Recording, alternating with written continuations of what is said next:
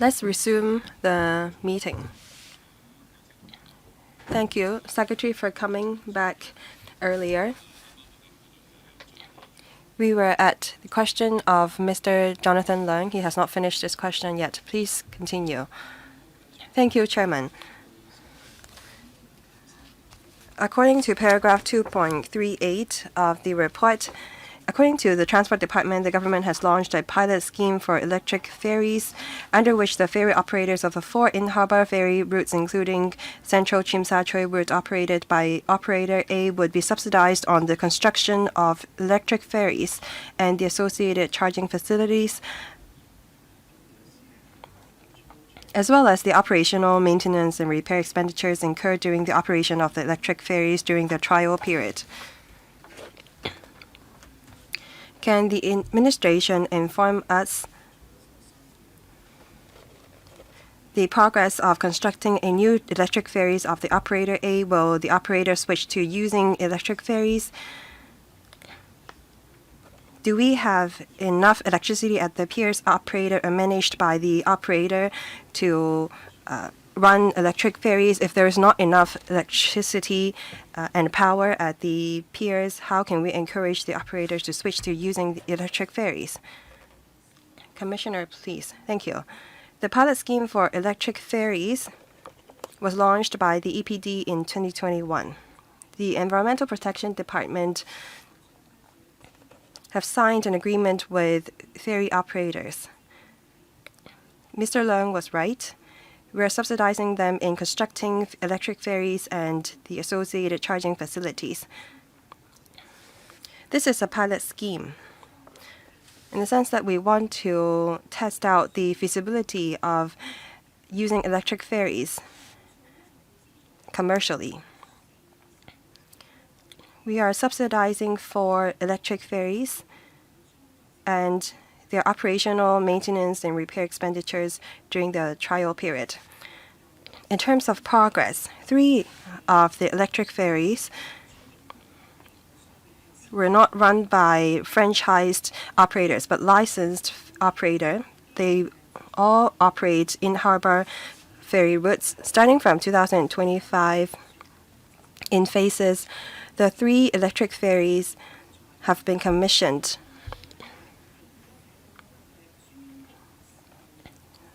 For a franchised ferry service, the operator of the electric ferry in 2024 used a plug-in charger to charge their electric ferries. Now they are trying to see if they can replace the batteries after they ran out at the pier. This is just a new idea. The EPD now let them trial this new idea because we want to come up with the most feasible commercial plan. But it seems that after conducting a procurement exercise, this plan is not that feasible. After reviewing the situation, the operator gave up on the dual charging mode. Now they switched back to charging the ferries at the pier. In the second half of last year, a dedicated task force have reviewed the procurement document, and the EPD is now working with the operator on launching a new procurement exercise. Hopefully,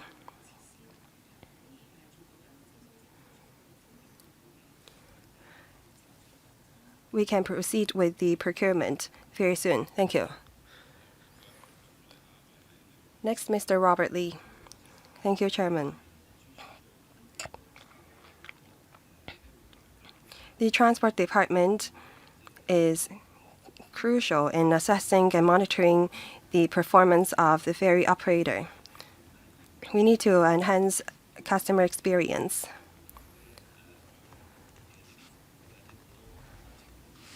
I understand that very often ferry service over the world need to be subsidized by their respective local government.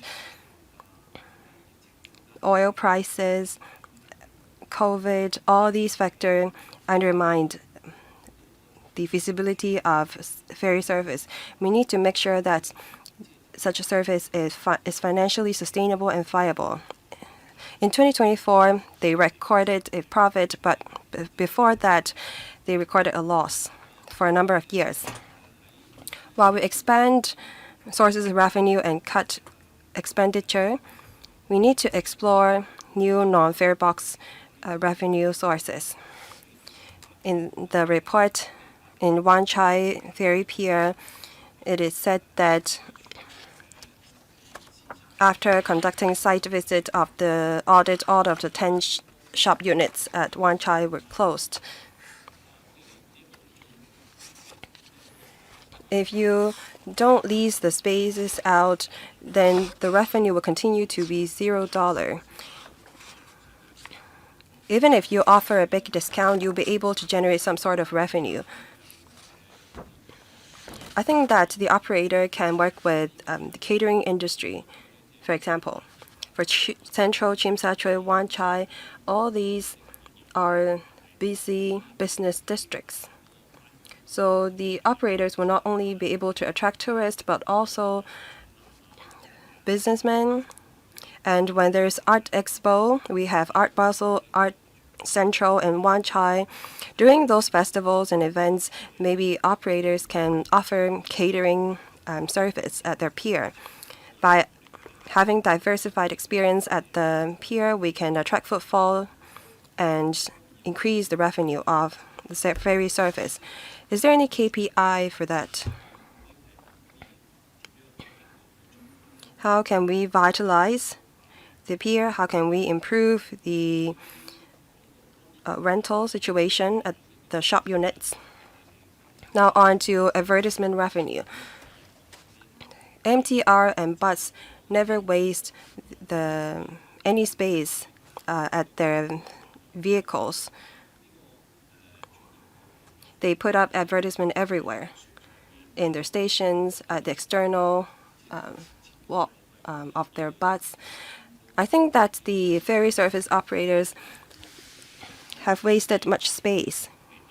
Maybe they can offer a discount for potential customers so that they can generate some sort of income. I believe that some business will be interested in putting up advertisement at the ferries or the piers. Sorry, which paragraph are you referring to? I'm talking about franchised ferry service. Which paragraph?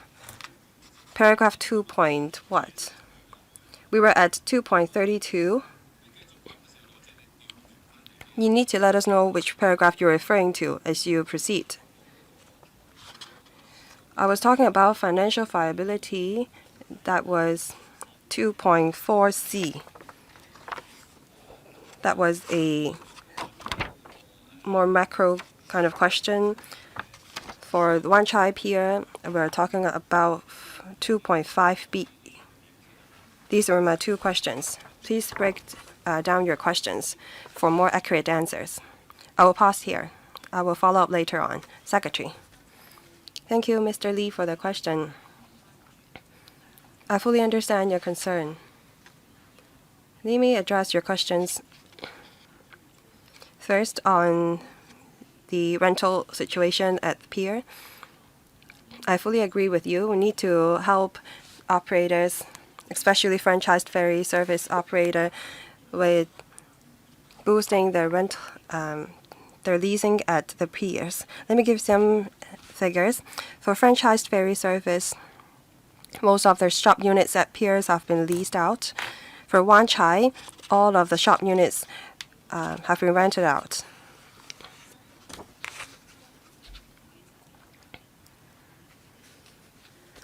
Some of the tenants use the shop units as storage space.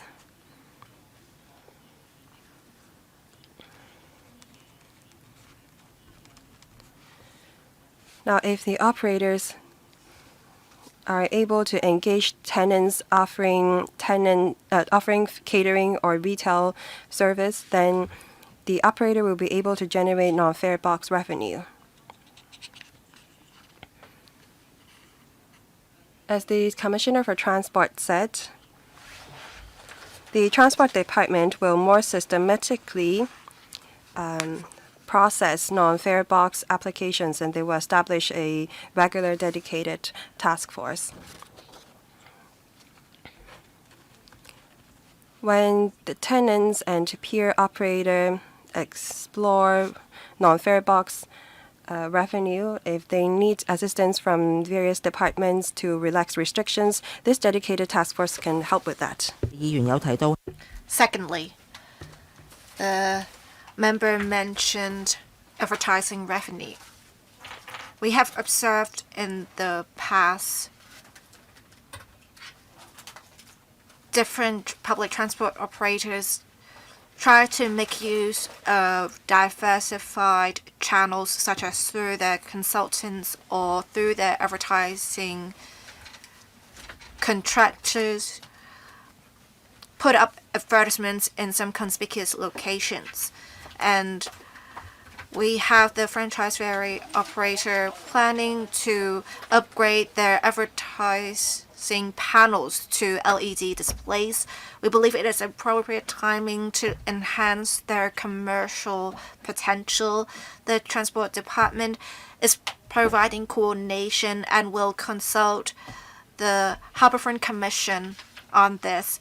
We hope to expedite relevant work and make use of LED displays as well as innovative concepts to make good use of the space and develop more sources of non-fare box revenue.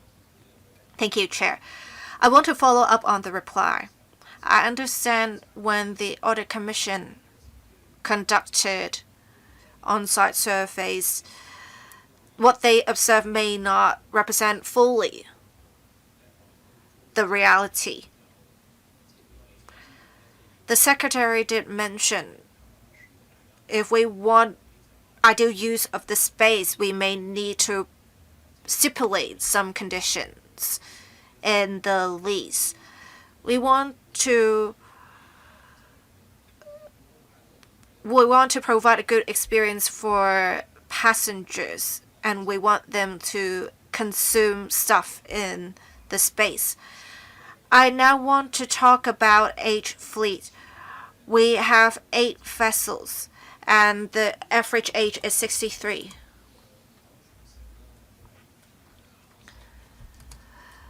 From the perspective of safety or cost effectiveness for maintenance expenditure, this incurs significant costs on the operations of the operator. As I understand, should there be incidents, or actually if we want to prevent fires or flames, should we put in place some safety indicators to prevent such incidents from happening?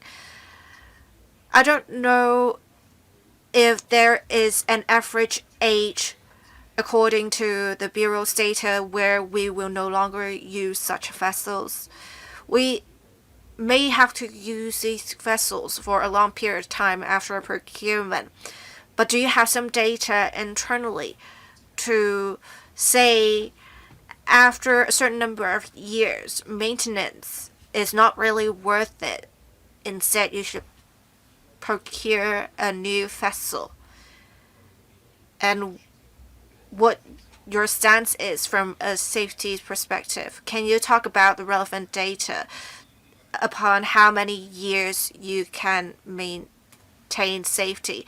I believe the member is referring to paragraph 2.42. Yes, thank you. Secretary, thank you. Let me emphasize this. We attach great importance to safety of ferry services. The franchise ferry operator has a long history. It is a great part of the collective memory of Hong Kongers. We attach great importance to them maintaining safety and reliability of their vessel fleet. I will perhaps ask the Commissioner for Transport supplement my reply in due course. But let me say this. We attach great importance to safety of vessel fleet. We hope to provide some sort of support for their maintenance costs.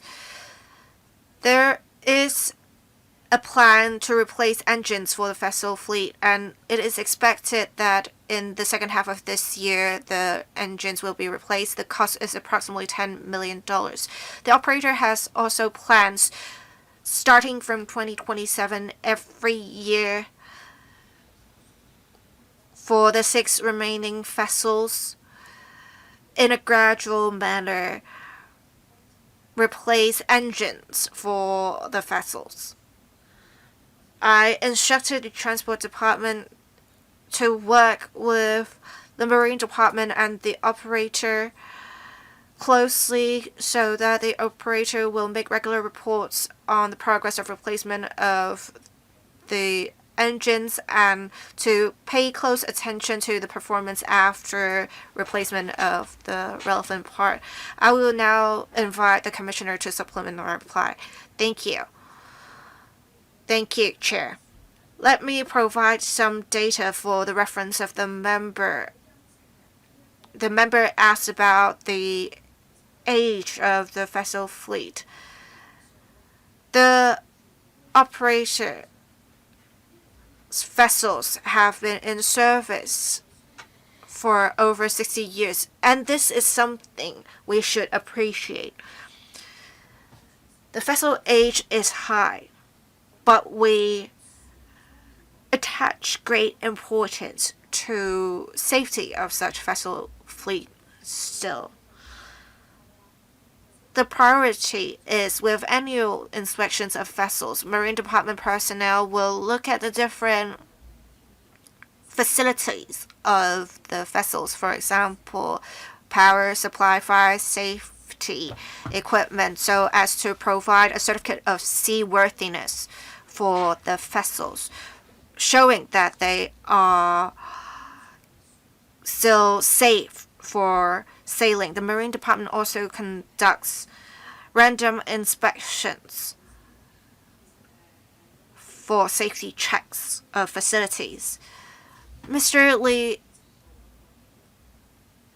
quoted some figures. Let me say in 2023 there was no incident at all. In 2024, 2025, every year there was an increase, but it was just less than 10 incidents per year. After receiving reports on incidents, the Marine Department worked with the operator to conduct investigations. None of the incidents were classified as serious incidents, but we had to explore what went on with the incidents. From a layman's perspective, there were accumulated debris in the chimney, so there were some flame emissions. There were some temporary measures implemented. We asked the operator to install a CCTV camera to monitor where there could potentially be flame emissions, and that there should be surveillance by the Marine Department so that they can promptly deal with such issues. There are also weekly inspections and cleaning of the components. The operator already replaced the relevant part after the incident. We have yet to have any reports of incidents in 2026. In the long term, we have instructed the operator to regularize cleaning. As there are more patrons, we have shortened the cleaning cycle to every 6 to 8 weeks.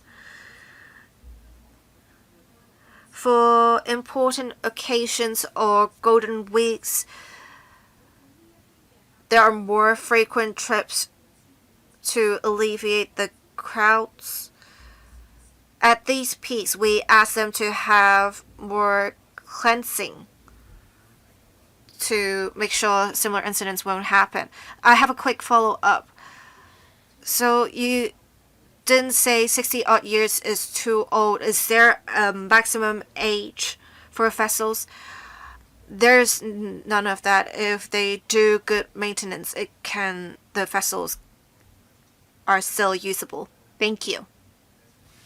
Miss Dr. Webster, thank you. I would like to follow up on paragraphs 2.17 to 2.19 about submission of financial information and reports. According to paragraph 2.17, the operator A is a franchise ferry operator, and operator A is required to submit regular returns to the transport department that would include management accounts, audited statements, as well as 5-year forward plan. According to Table 5 of 2.18, you can see for the audited financial statements, it was submitted late in 2025. And for monthly management account, there were late submissions in 2023, 2024, and 2025, 3, 5, and 5 respectively.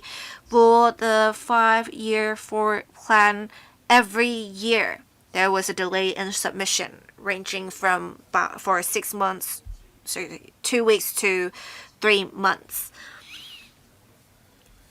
Now, with the audited accounts, even if just for a month, it is submitted late, and that is not ideal.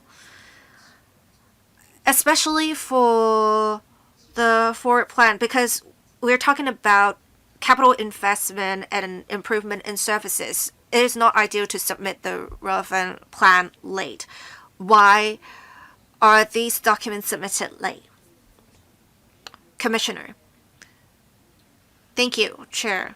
We follow up with the operator on the forward plan audited financial statements.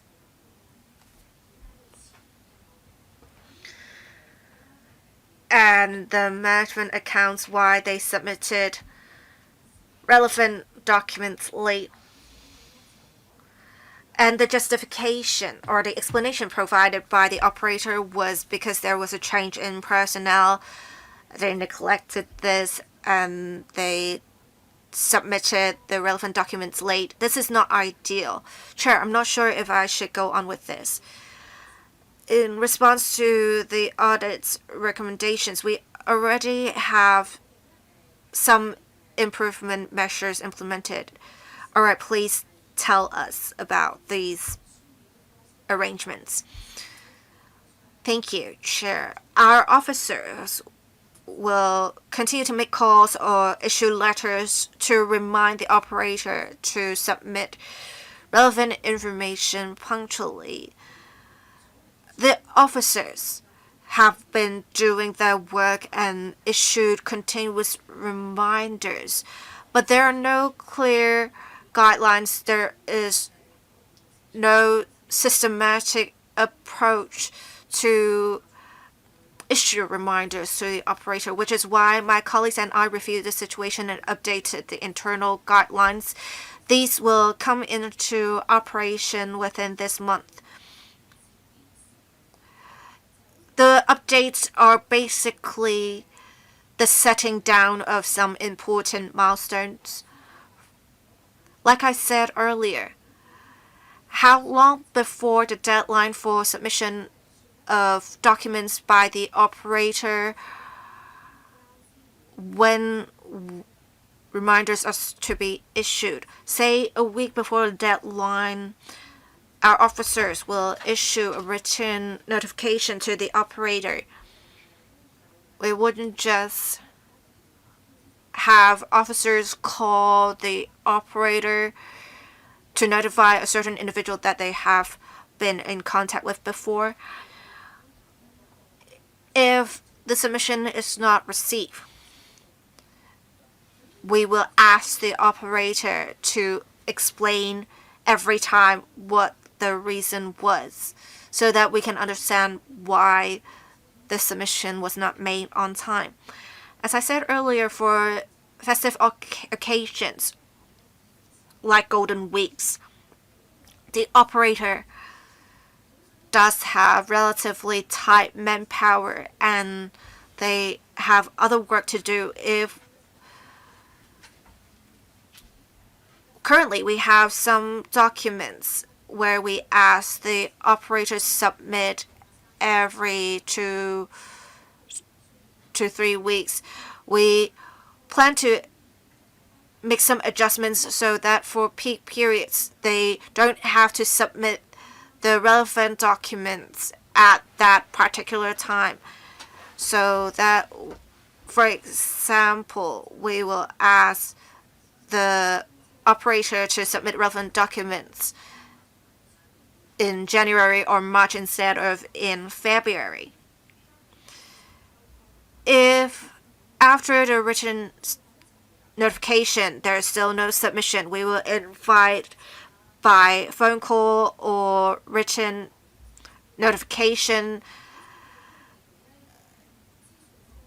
the management to meet with us.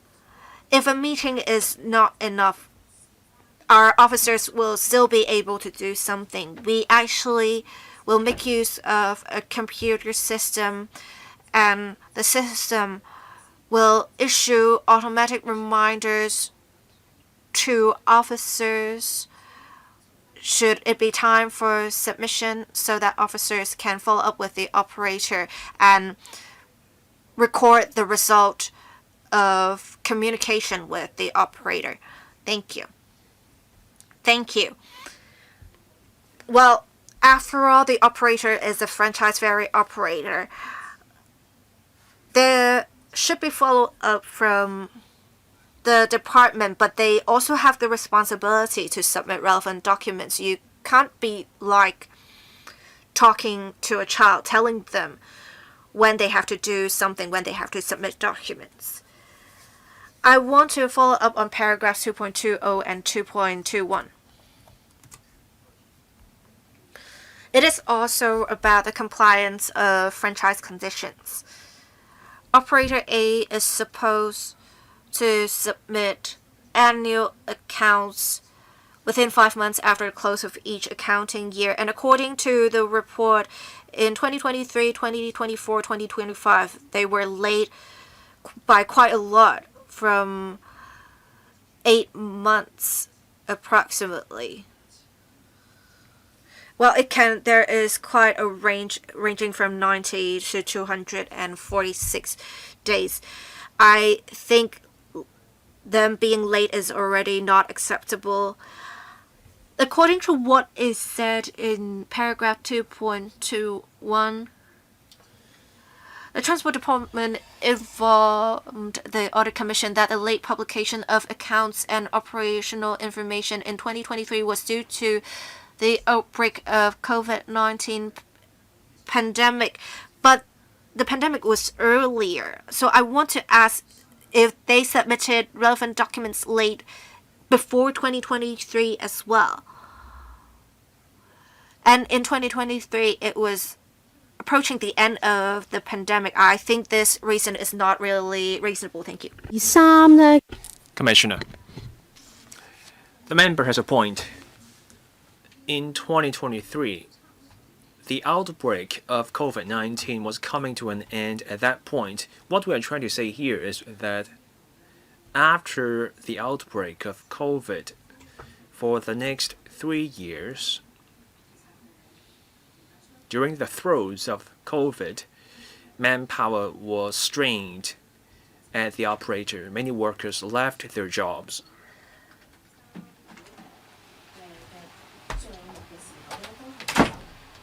So The accounts for 2023 were prepared when manpower was strained, and that explains the delay. Now the economy is recovering.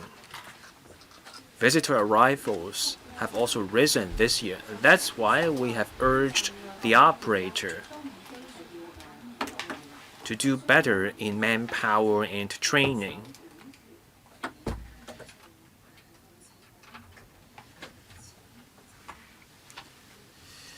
So they can no longer use the excuse that they have a labor crunch. So we will closely watch their progress. For 2021 and 2022, do we have figures for those years?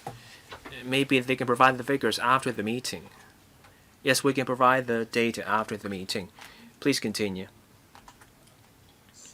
Can we backtrack to 2.4 to 2.6, including Table 3, that sets out the finances? So from 2018 to 2024, we have figures here. There were losses in the first 6 years. In total, the loss was $100 million. In 2024, there was a profit of $15 million. I'm curious about the figures. The operating expenses were at $99 million 2018, and then by 2024 it has risen to $124 million. So the costs were rising year on year. I get it. Costs went up because of inflation and other reasons. Operating costs went up and up. And now let's look at the revenue. The revenue comes from the fares, and then there's also the non-fare box revenues such as subsidies and rent. The subsidies came in during the COVID year, so let's disregard that. For the ferries, when the ferry operator runs a loss, they may apply for a fare increase. Now for the revenue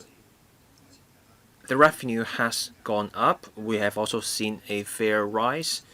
For the property rental income, in absolute terms, it's roughly $20 to $30 million. The share of rental income in the total revenue is shrinking. So this goes back to an earlier question by another member. How do we boost the non-fare box revenue? That should not be something that the department should think about for the operator. Do we have any plans coming out of the discussion to improve the non-fare box revenue? I'm not proposing a rigid indicator, but I'm saying, can we set some sort of goal, saying that the non-fare box revenue should make up a quarter of all the entire revenue?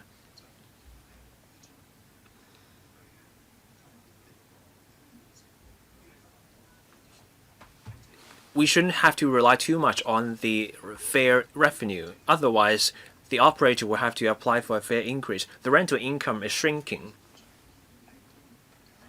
Can we boost the rental income to ease any pressure for any fare hike?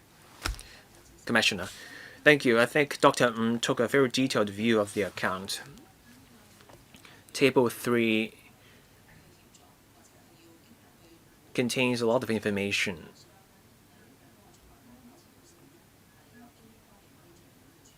There are areas that we can work on to improve the finances of the operator. Some years ago, at the renewal of the franchise, we saw the structural issue with the operator's finances. As Dr. Ng highlighted, the fare revenue has been doing better since 2018. The share is roughly 60% now. Non-fare box revenue includes property rental income and other forms of non-fare box revenue. You add together B and C, that gives you 40% of the revenue. So it's 60-40, fare revenue versus non-fare box revenue.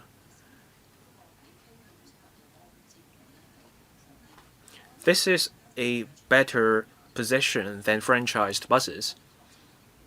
At peers, the operator can allow the display of ads and generate income from rental as well.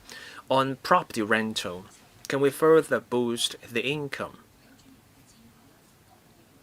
Under the franchise, the operator can apply for changes to the land use or planning so that they can make flexible use of the pier space.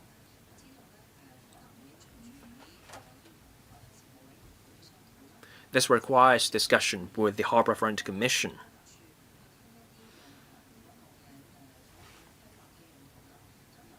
The operator will also have to talk to the planning department about the land use. There were some constraints, but for the TD and for our bureau, we can get the relevant departments involved. We can incorporate more tourism elements into the approach, and we can be bolder and be more innovative. We can streamline internal procedures and overcome constraints.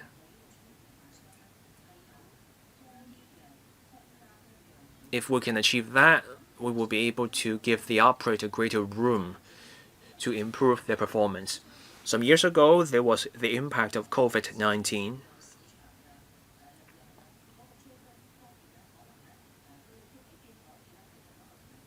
The operator could not set a rent that was too high, because that would dent the appeal of the space to prospective tenants.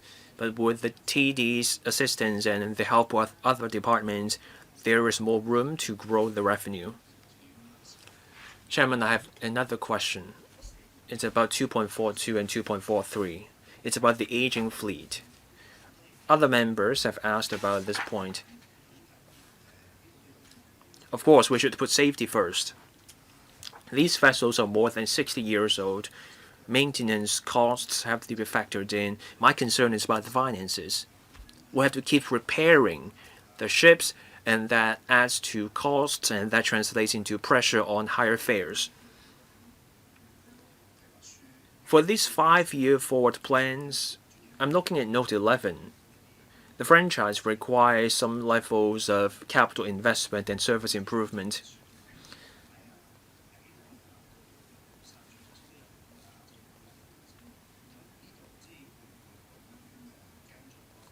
So can we dig deeper into this point? Of course, safety comes first. You can keep the vessel for another 20 years, but the costs associated with the vessel will also go up. So that will mean pressure to raise the fare in the next 5 or 10 years.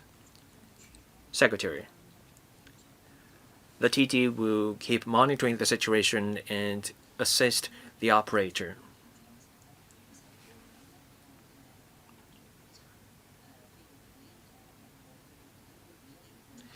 There's a forecast.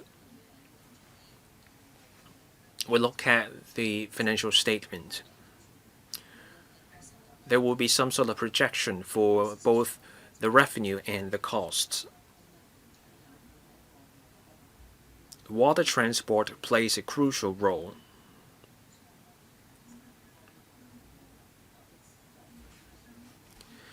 Most of the cost of the operator comes from staff cost, ship maintenance, and pier operation. That's why the government bears the costs for the pier maintenance.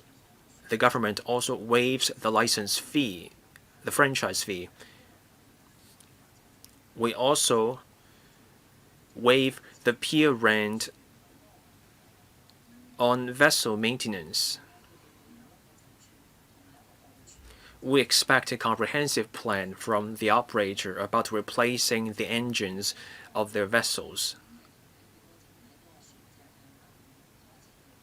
And this will be part of the overall maintenance cost. The engines age.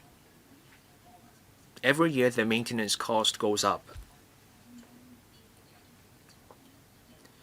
Preparing early for the replacement of such engines will require an upfront investment, but that will lead to savings in repairs down the road. Most important of all, the operator has to keep the vessel safe. The Transport Department and also the Marine Department will work with the operator on setting out a roadmap and timeline for the replacement of the vessel's engines on the age of the vessels. As the Director of Marine told me, for the vessel itself, if the hull is wooden, we're talking about an operator that's 100 years old. Many visitors, many tourists come here to take pictures with the ferries. That's because of the historic value of the vessels. The engines and other facilities of the vessels will have to be modernized to ensure reliable and safe service. Doctor, any follow-up question for this part? No? Mr. Ken Lee. Thank you. My question is about paragraph 2.29. This paragraph says, Operator A has the responsibility for overall management. We now have the audit report. The Bureau's reply says that the operator will have to submit reports to the Bureau regularly. So is it good enough for the operator to give you a report saying how they will operate? But if the same problems come up, meaning some shops remain vacant for all sorts of reasons, will that be good enough for the government? Now, I'm looking at these images, photograph 4A to D at Wanchai Pier. Some shops are used for storage, 2A to D, 4A to D.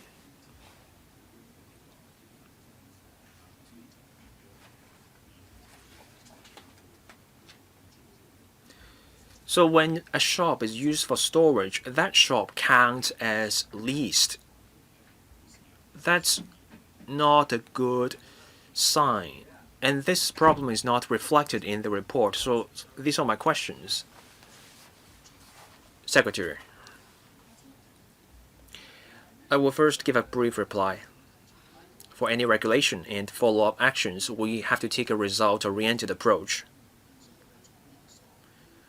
The franchised operator as a commercial entity will have to ensure financial sustainability. They have to expand their fare revenue and non-fare box revenue. So that's the job of the operator.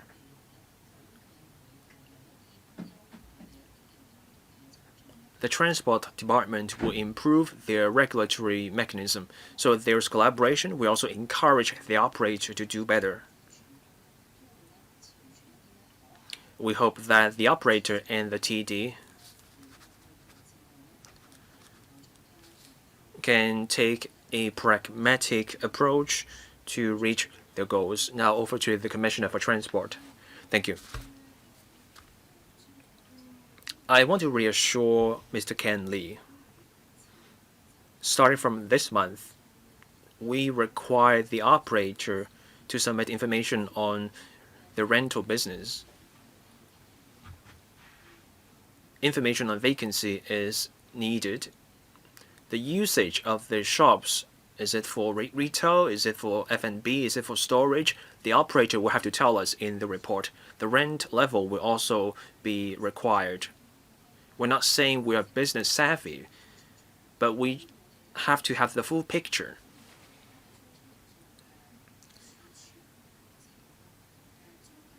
When a shop is leased for storage, there will be rental income.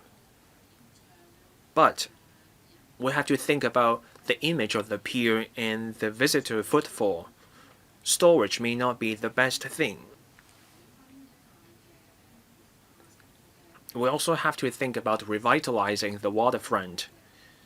Storage does very little to contribute to that goal.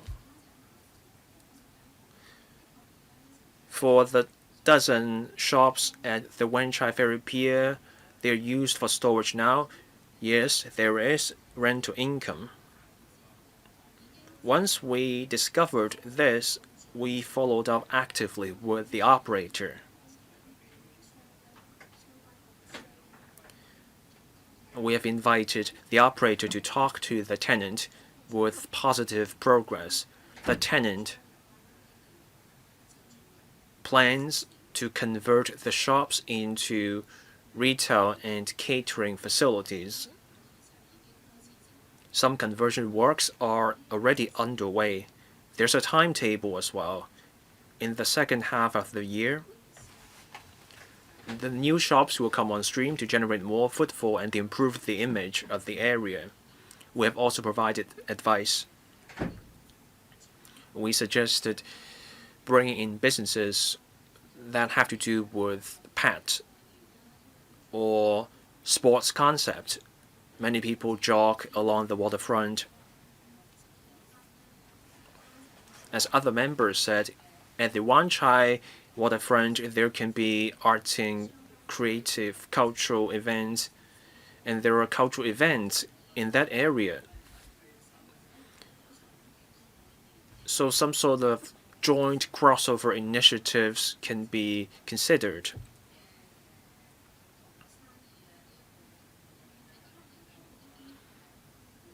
And that can attract both locals and tourists so that they can give the ferry service a try. I'm glad to hear that the department even provided the advice on how the tenant and operator can run their business. What I see in the report is similar to what you see with older wet markets. We're told about retail business, but you end up having just a worker at the shop, and that shop becomes storage space. So you cannot just rely on the report. You have to send someone to check on the shops. I know there will be more work. We have to be very careful with the situation. I'm just worried that the people on the ground cannot deliver. Now let's look at table 3. Just then, Dr. Webster also referred to the table. I'm looking at the overall figures, the revenue for 2023. Let's look at 2023 and 2024. So there was a loss of more than $10 million, and then we came to a profit of $11 million. So the difference is roughly $20 million. Let's look at the breakdown. Part of that is the fare revenue. And then there's also something increase from rental income. For other forms of non-rental income, an increase in 800. So I can see the operator put in the thought.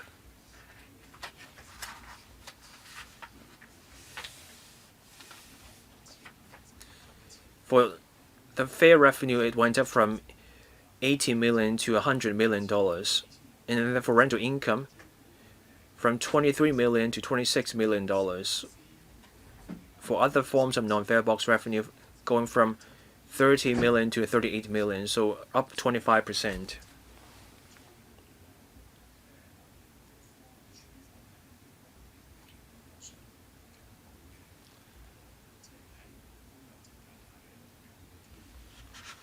So should we set a better indicator, performance indicator for the non-fare box revenue? We can look at how wet markets are managed.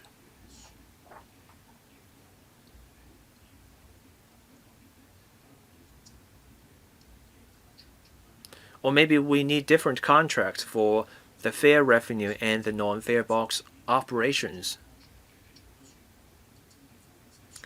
That way, the operator can focus on just the shipping, the ferry services, whereas for the non-fare box revenue, you can find someone who specializes in retail. We want to make sure that the operator has the expertise in running retail businesses. A vessel operator may not be in the best position to run retail businesses.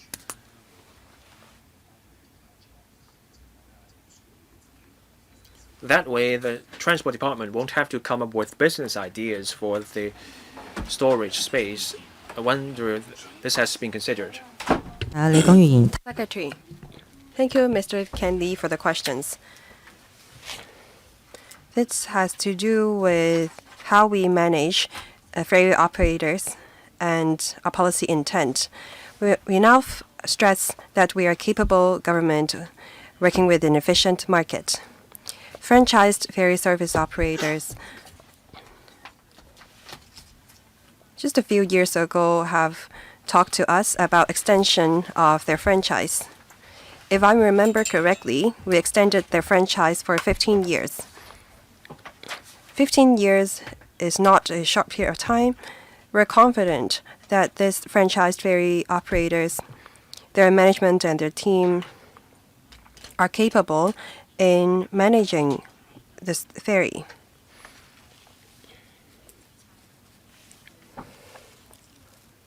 They are also capable in exploring other non-fare box revenue sources. When the government talked to the operators about the extension of the franchise, we looked into how we can make better use of space at piers. How can we feel better the pulse of the market so that we can attract interested tenants at the piers?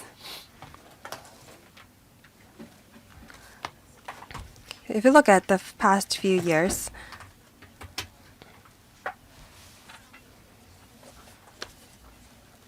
for fare box and non-fare box revenue, the percentage vary over the years. Although the number of passengers have not resumed to the 2018 level, during the period we have adjusted the fare 2 times. That was in 2021 and 2023. During that period, the increase of their fare box revenue was within expectation. Now, on property rental income, as Mr. Lee said, the percentage of it have dropped in terms of our overall income. The income ranges at about $20 million, less than $30 million over the years. In Central and Wan Chai Ferry Pier, we had 2 large restaurants that were tenant at the piers, especially the one in Wan Chai.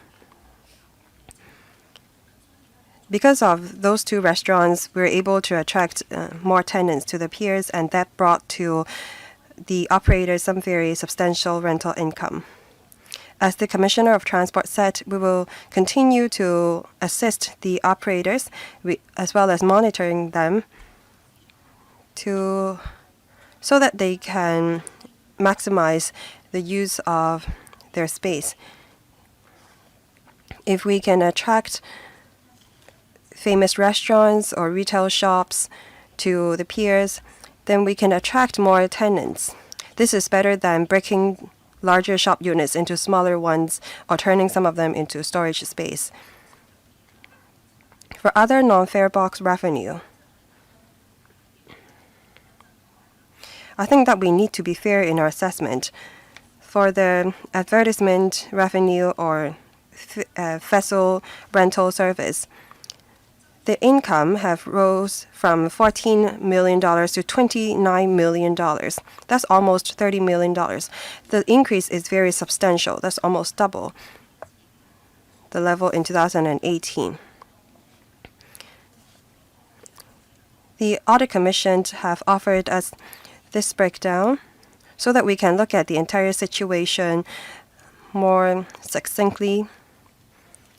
I undertake, together with the Commissioner for Transport, that we will fully support the franchised ferry operators so that we can protect our brand. Thank you. Please proceed. Thank you, Chairman. I'm glad to hear about these new ideas from the administration. I think that a capable government should be proactive. We're talking about a ferry service operator here. If we come up with a business plan for them, then they will be freed of their responsibility. I think that the administration should focus on monitoring and supervision.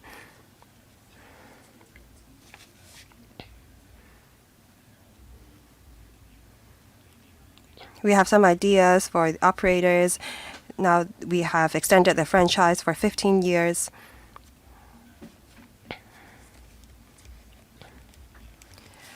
I was asking if we should set KPI in the agreements. When large corporations take over the ferry and pier, their goal may just be to operate the ferry instead of coming up with a marketing or business plan for the piers. The corporation taking over the ferry or pier may thought their role as being just a transport operator. I think that there should be KPI for each area so that they deploy suitable staff for different fields. I think also there should be interdepartmental cooperation that will impose better influence on the operators. I think that we need to make use of a ticket ecosystem. We have so many concerts, large events. If there is interdepartmental cooperation, then we can roll out, say, a few-day package comprising concert tickets, ferry tickets. Then we may be able to generate more non-fare box revenue for the operator. According to paragraph 2.29, the non-fare box revenue is to alleviate the pressure on fare increases. So I hope that the administration will try to foster synergy within the government. I hope that they will consider my suggestion. Secretary, any response? Thank you, Mr. Lee, for the suggestion and reminder.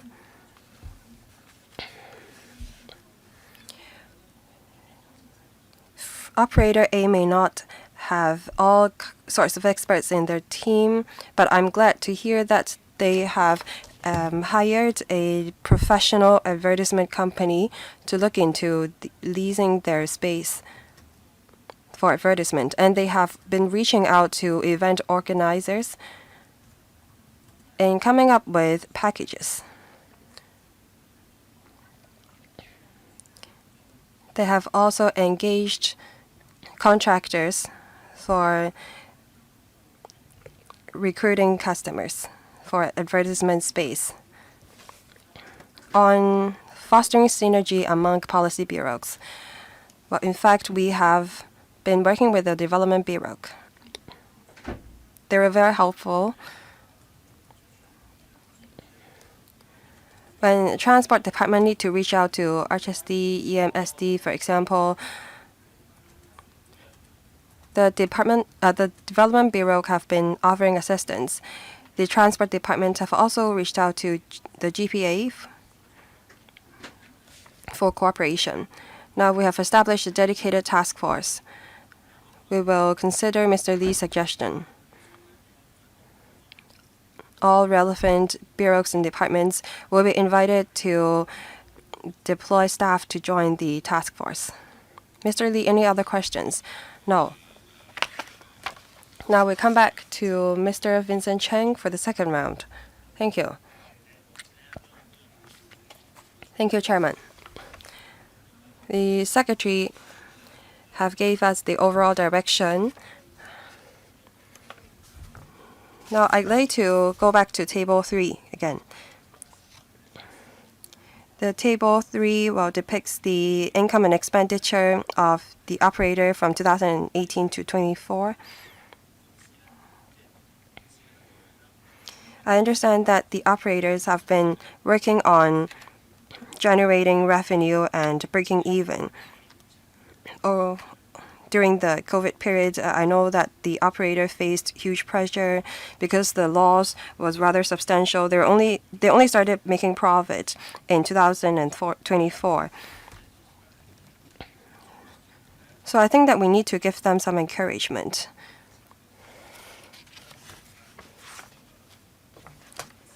In 2.17, it is said that the operators sometimes submit returns late. I'm sure that the administration have urged them to submit the relevant documents in time. For short-term improvement recommendations put forward by the Audit Commission, I'm sure that the operator will work on it. But for the 5-year forward plan, I think that we need to look into it. It is said that by 30th of June every year, the operator need to submit a proposed operation plan and to the Transport Department. So I believe that they are going to submit the relevant plan within this month. The Audit Commission have prepared such a detailed report here. Will the administration talk to the operator as they are preparing the 5-year forward plans, detailing what the administration expect them to do? That's for one. The business environment is difficult. The property rental income have not increased that much, but overall speaking, in Hong Kong, the property market is not as great. In the 5-year forward plans, apart from setting KPI for them, I think that we need to also offer assistance. Maybe we can ask them to work with the Harbourfront Commission. Is there any support that we can offer to the operator? Can we encourage, say, the Commission to organize events at the piers so that they can generate more non-fare box revenue? Because as the Secretary said, the ferry service is not just a transport service, but it constitutes our identity as a city. Secretary.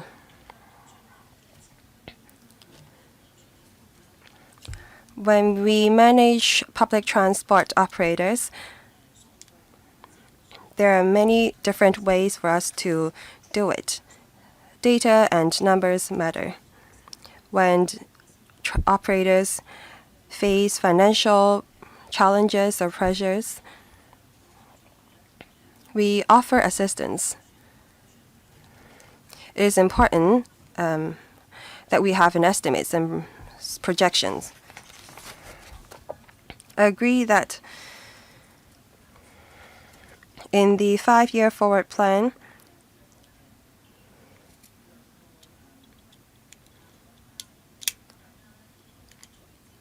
as the operator prepare for the 5-year forward plan, they need to work with the government. They need to talk to us so that we can identify challenges, so that we can address them.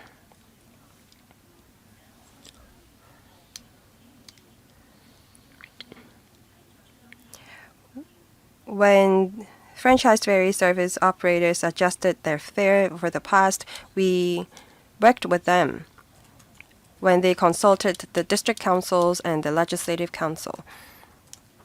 I believe that the community and LegCo members hope that the franchised ferry service will continue to be financially viable. The 5-year forward plan can, of course, include many different chapters on many different areas.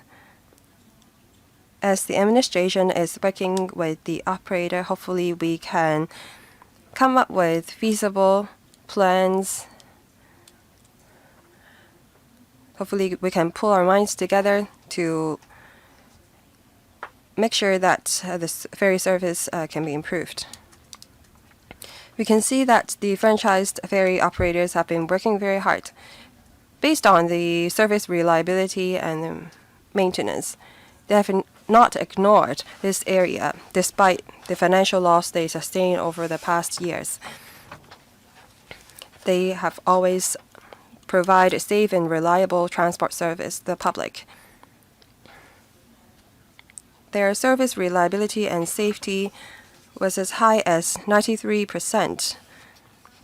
For Wan Chai Chim Sa Choi route, they sometimes added extra trips, so they exceeded 100% of their schedule of service. Sometimes they submit their returns late. That's just the symptoms. There may be underlying cause for that. Maybe they don't have enough manpower. Maybe we can make use of technology to streamline the procedures that will facilitate not just the operator but also the administration. If we can set out clearer way forward or feasible plan in the 5-year plan, then it will make it easier for us to monitor the performance. Thank you. I have a rather technical question on introduction. In paragraph 1.3, it is said that according to the FSO Ferry Services Ordinance, this has to do with part 2 as well. It is said that ferry service means the service provided by means of vessel for the conveyance by water of passengers, baggage, goods, or vehicles for reward as separate fares between 2 or more points within the waters of Hong Kong. What is the justifications behind this phrase between 2 or more points within the waters of Hong Kong? Now we're talking about franchised ferry service. It is said that tourists make use of the service as well. But next to the franchised ferry service, there are some small boats taking on tourists. I'm of the view that these small boats take away business from franchised ferries. Are these small boats operating illegally? On the 13th of May, when the Secretary answered a colleague's question on illegal leisure vessels,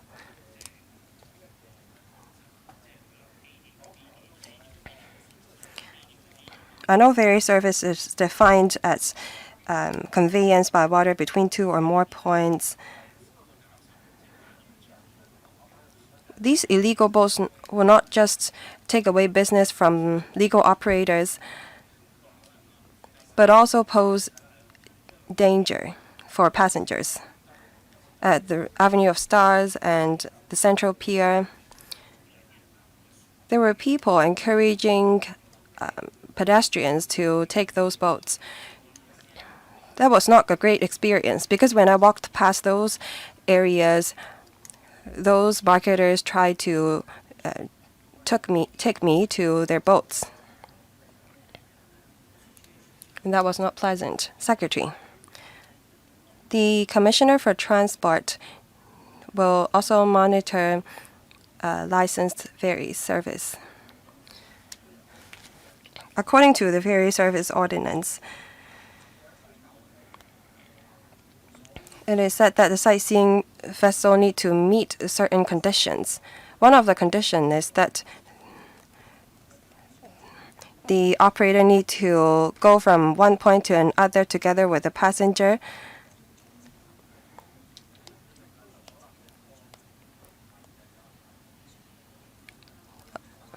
Along with some other technical concepts. Regardless of under which ordinance the service is regulated, the government has the responsibility to regulate these leisure vessels taking on passengers for reward illegally. The administration has the responsibility to ensure the safety of passengers. They will take enforcement action against these illegal business as appropriate. Just now, Mr. Cheng talked about the small vessels trying to take on passengers at the 2 piers mentioned. This has to do with monitoring or regulation of sightseeing vessels.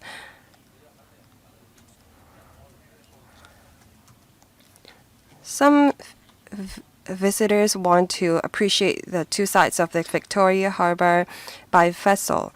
There is such a demand. This issue goes beyond the remit of the report. I am more than happy to answer relevant questions together with other departments and bureaus and other meetings of the LegCo so that we can address the issue. Thank you. I understand. Thank you. But I think with other services such as water taxi services, their demand is also affected by the boats here, and it involves another department, which is the Marine Department, but it is also under the purview of the Transport Logistics Bureau. Anyway, that's it for my questions. It's my turn to speak. I have some questions for the Bureau or the department. I looked at the non-fare box revenue, specifically the tenancy matters, specifically Table 3. The sector that I serve held some fashion shows on the rooftop of a pier. It was great.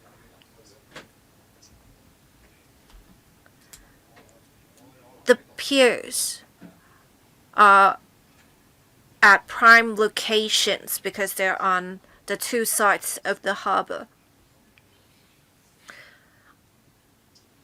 I think there is great potential to increase rental income or revenue in general. We had a really famous brand. We had 200 to 300 people wearing some very fashionable clothes. The vibes were good, and there were many videos of the show. I'll perhaps share these with interested parties in future. But it seems that we are not actually tapping into this potential. I want to ask if the operator communicated with the government that they needed different things and the government is only able to provide them with certain things, that they are unable to increase their non-fare box revenue. Secretary. Thank you, Chair. I think we can really provide more facilitation and incentive in this area. To provide more details about activities from the end of last year to February this year, we had close to 3 months when we had an exhibition of a specific brand on the rooftop of Pier number 4, and the rooftop of Pier number 6 was also approved for the hosting of a carnival between January and March this year. And they also put in place certain advertisements on vessels. We are currently approving some applications for commercial activities. We are hoping with approval at Pier number 4, we will have some pickleball activities. We believe with this, the organizer can provide rental income to the pier operator for several years. This may be a commercial secret, but let me disclose some details here. We will perhaps have a rooftop theater in future that can provide some sort of rental income. We also have other shops, say for clothes, cultural, creative products.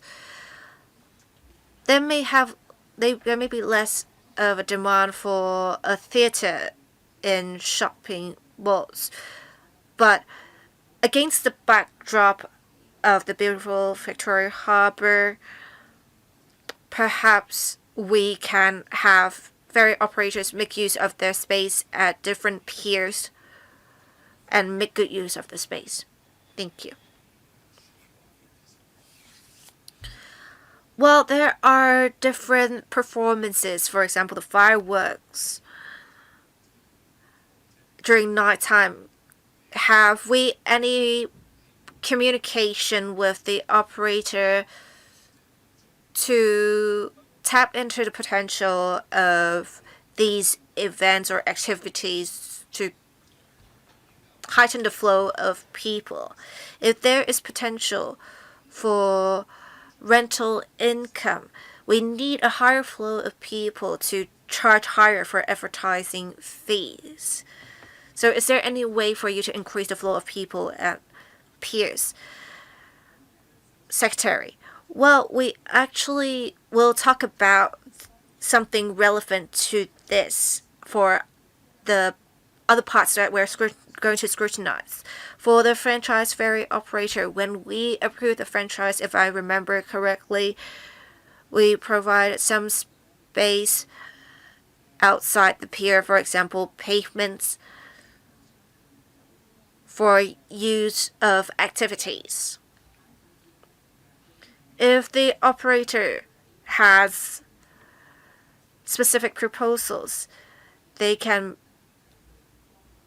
make such to the Transport Department, and Transport Department will provide coordination with other departments. From what I remember a few years ago, because the Central Harbourfront event space was used for some sort of event, and from IFC to the event space there were several piers in between. We believe it is good to make use of such space for the organizing of some activities with engagement of some professional event organizers. Thank you. I note for the non-fare box revenue.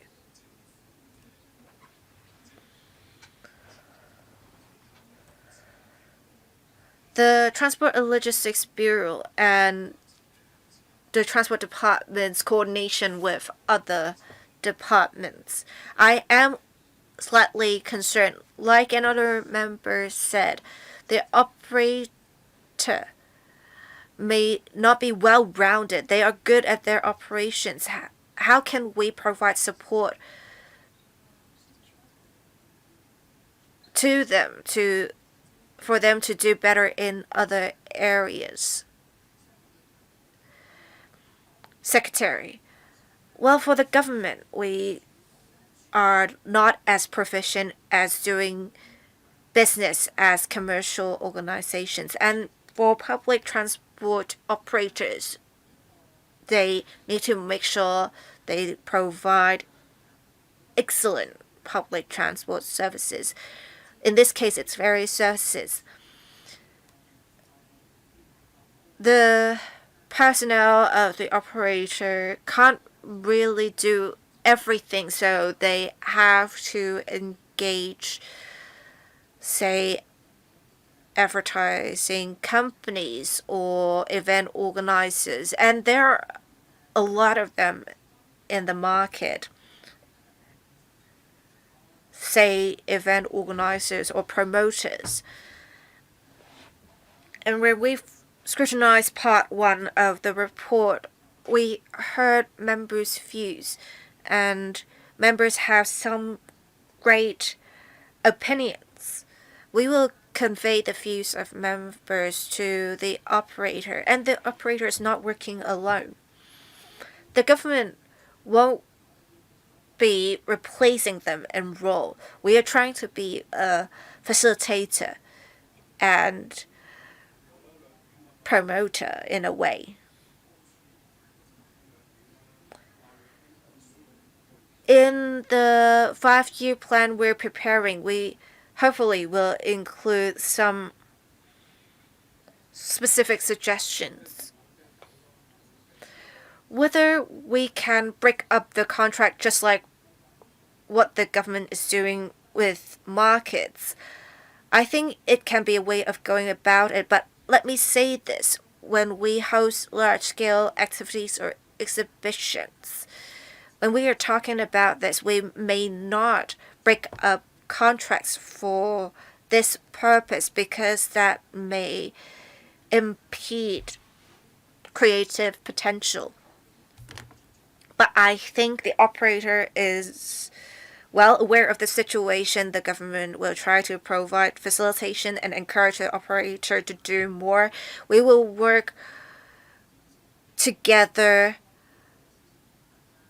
to provide not only quality ferry services, but perhaps host something else. Hopefully, we'll share some good news with all in due course. All right, thank you.